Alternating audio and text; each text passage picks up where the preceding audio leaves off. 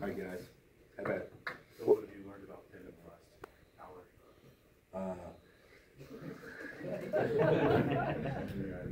I know their record and I know their coach and I've known Steve a long time, but I've been doing media stuff. So when I get finished with you guys, then I'll study them a lot harder. But yeah, we'll be up here. We'll be up here all night tonight, working on that.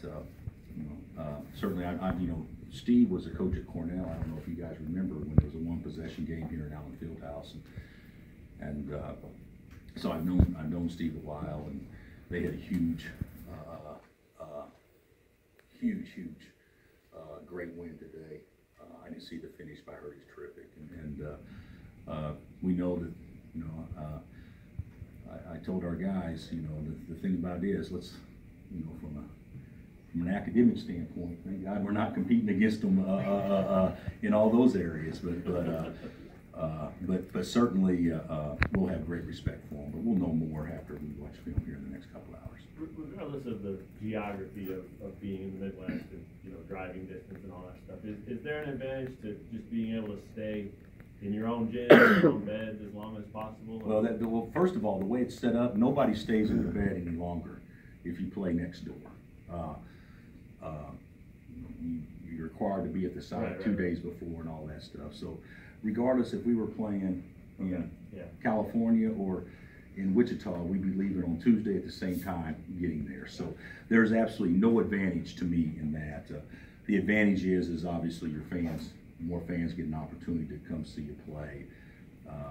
You know, the disadvantage, I guess, is, if there is one, is the fact that, you know, you don't get a chance to, you got to win 2 weekends before you can get on a plane, which sometimes I think that's something that's very rewarding to the players, is to go someplace they haven't been and that kind of stuff. Because we have never been to Wichita, and certainly look forward to doing that. But you know, if we're fortunate enough to win 2 games, you know, Omaha, that's kind of home away from home here for us during the NCAA tournament. I don't know how many times we've been up there, but it's got to be at least 4, I would think. So you know, we should be familiar with you know, a city in our state, and then we should be familiar with playing somewhere else if we're fortunate enough to advance that far. Did you feel like that was on the table this weekend? Have you given any thought to moving, you know, from 4 to 3, which it seems like? I really thought that after we won last night, I thought we would be in Omaha. I thought we'd be in the Midwest, not in Omaha. I thought we'd be in the Midwest, and the way it's set up now, when you say be in Omaha, that's the way you look at it, because you look at the regional sites, because the first round sites is strictly geographical for many of the teams, and so we anticipated last night that we would go to Wichita and then be in the Midwest. Do you feel like you're playing your best ball right now? I think that we played our best game. I don't think if you look at our body of work, we worked a flip in Stillwater. We were much better against OSU and Kansas City. We worked a flip against K-State, and then we were really good against West Virginia. So I think we played our best game. I think we should be on an uptick, but our body of work playing at that level certainly isn't extended by any stretch, because I didn't think we played very well at all on Friday. How is Udoka coming along? He's doing good. He did a workout on the court today. So it was a 1-on-0. It was very, very light. Not anything that would tell us that he's going to practice tomorrow or anything like that, but his recovery that he's made so far has been even more than what the doctors and the trainers originally thought it would be. So we're very, very optimistic that we can have him this weekend. Now whether or not we do on Thursday with this type of injury, 48 hours makes a big difference. But we're hopeful that he can play some on Thursday, and if we're fortunate enough to advance, we're more confident that he can be used on Saturday.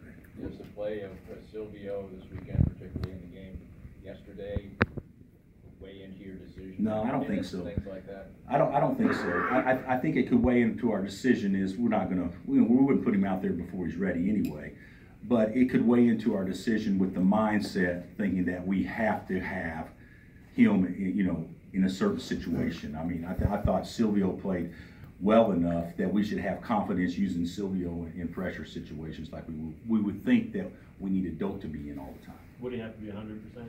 Udoka? That's up to the trainers and doctors. I don't know that he can be 100%. But you know, there's a lot of guys that you know, sprain an ankle and they're not 100%, but obviously you still play because there's no further risk of hurting it more. It's just sore. So that would be a doctor's call and a trainer's call, certainly not mine. You started Silvio the second half. Mm-hmm. Would that be something if Doak isn't ready to go that you could know, start? I don't know. I probably reserve that for practice. Mm-hmm. To see. Silvio obviously was much more effective than Mitch because it was at least strength versus strength when he and Kanate were guarding each other. I think that was a bad matchup for Mitch. So I want to wait to see how that plays out.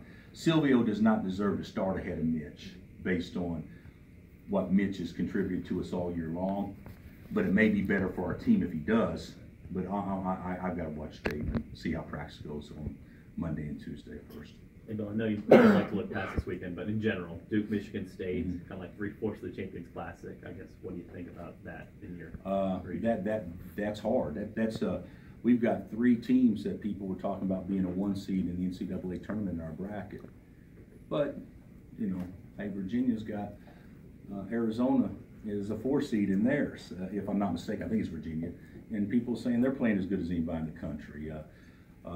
I think if you're fortunate enough to play in that game, then the Elite 8 game, then you're going to play against a great team, regardless. But you know, the eye test, it pops out pretty good at you when you have those 2 programs in the same region, because you know I think obviously everybody thinks, and I actually agree with what everybody thinks. If Michigan State and Duke both play well, they would be 2 of the heaviest favorites to win the national championship. Last year with Villanova being the year before, knocking on that door, it seemed like guys in here on this day were talking about revenge or getting back to that point and getting farther. Does that double now that it's 2 years in a row and some of these guys have been through that? It probably would if we're fortunate enough to get to that that moment again. But you know, people talk like that, and yeah, it can be motivation, but each team is so different. I mean, this team is nothing like last year's team, and so you know, the motivation obviously for Spee and Devontae and LeGerald would may be different than what it would be for all the rest of our guys that's never been through that. What do you think of the Big 12? What they got? I really felt like 7 was what we get, especially after Davidson won, especially after San Diego State won the Mountain West, because there's obviously teams in there that were going to get automatic bids, and at least the theory was that they stole a bid. I can't say this because it's hard for me without being in the room and knowing what goes into it. Can say, well, this team definitely deserved to be in and this team didn't. I can't go there because those guys and those people in that room have studied it to the point where they know everything that's going on. So how can we say that their decision was wrong? Because I don't think it was a wrong decision. I think I am disappointed for our league, though, knowing that 9 teams could have got in and we got in 7. But I'm happy for the ones that got in. They deserved it, but I still think a couple more teams could have easily been in if things have fallen a little bit differently.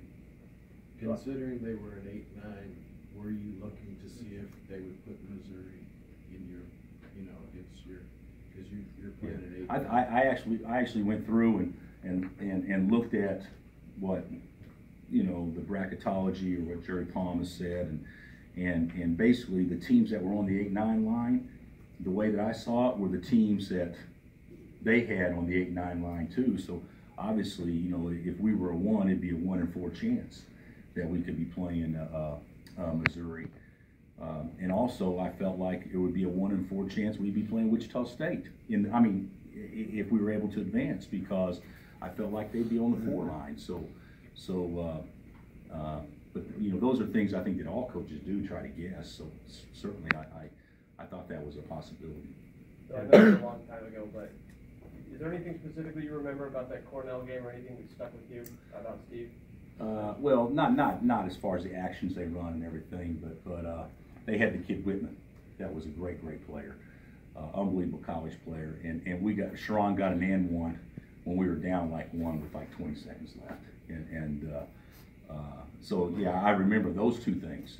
I can actually remember what we ran when Sharon scored, because it worked that time, so we ran a lot many more times after that.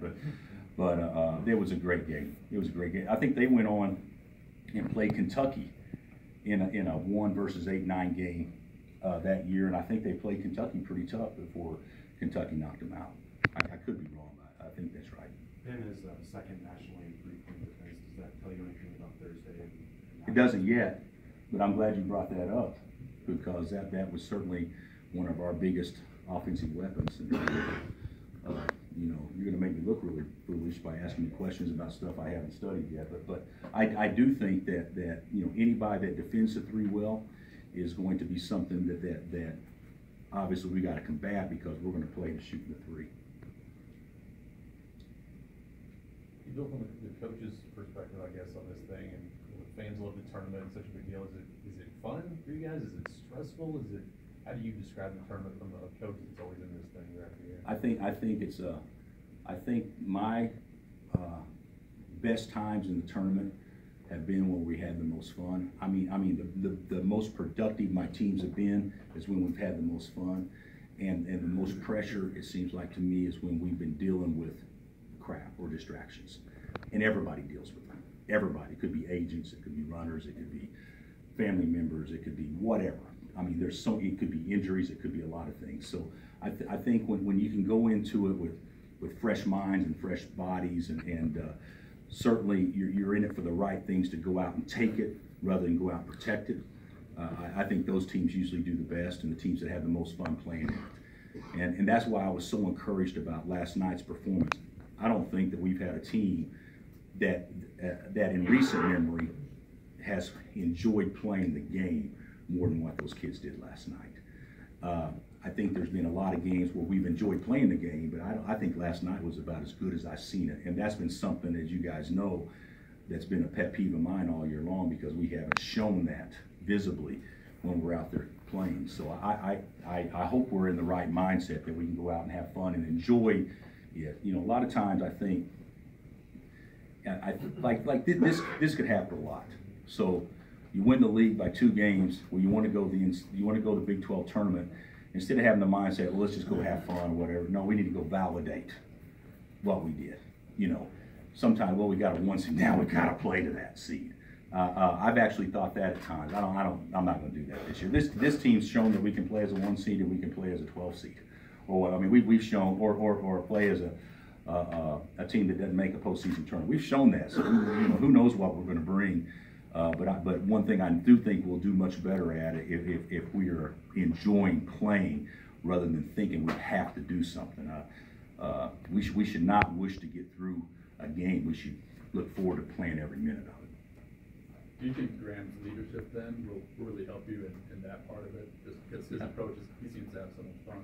Yeah, I think so. But he also was, I mean, Devontae was Devontae last year too in that regard. So yeah, but I do think Devontae is that's where he's probably as valuable to us as any player in the country to their respective team, because he gives us so many intangibles. With how well Malik played in Kansas City, is there any reason why you don't think he should be able to continue that the rest of the way? Well, I don't think. I'm all for that, and I hope that he makes every shot moving forward too. But the reality of it is, he played better even if he didn't make shots. That's what I liked about it. The making shots was obviously gave him a lot of confidence and those sorts of things. And we're a team that's going to shoot threes, so we need to make shots. But he played ball the right way and wasn't worried about scoring, so he scored more. And I think that was a very positive sign for us.